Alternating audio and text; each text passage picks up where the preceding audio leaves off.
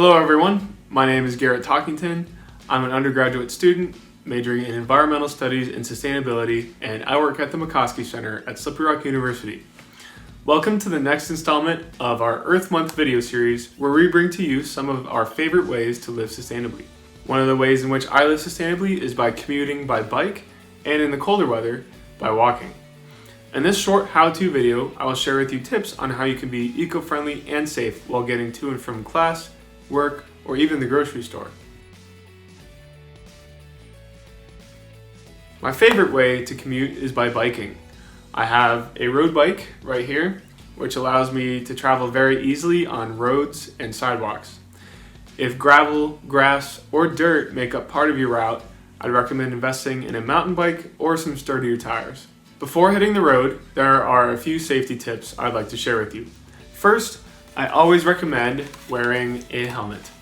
You can pick one up at your local bike shop, which I recommend because they have experts there that will be able to fit you to the right helmet that you need.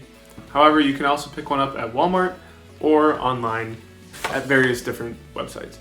Sometimes I do catch myself forgetting to wear mine. However, I always try to remind myself that I won't regret wearing a helmet for the one time I really need it.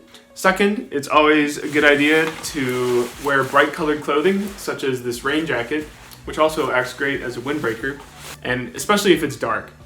And if it is dark, make sure you have a blinking red light on your seat post and a white light on your handlebar.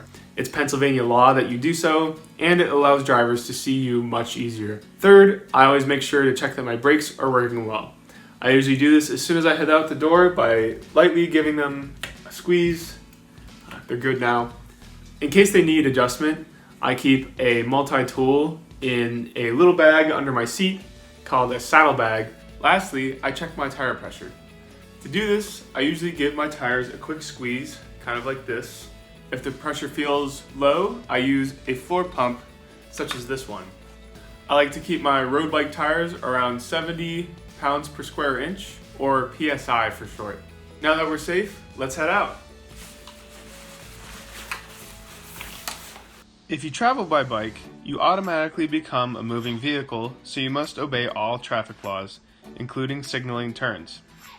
Use your left arm to signal turning left, or turning right, or stopping. When biking to class, I always make sure to keep my eyes ahead of me. It's so important to watch for moving vehicles, pedestrians, or the occasional goose if you're a Slippery Rock student. Once I arrive at my destination, I always lock my bike. If a bike rack is available, that works best. However, a light post or bench can also work. I love biking because I often find myself arriving to class faster than most commuters, and it's also a great way to get some exercise and reduce your carbon footprint. Another great accessory for your bike are these attachable bags. They clip right onto the rack on the back of my bike, and I can fit some groceries in here. I can also fit books if I don't want to carry a big heavy backpack on my back.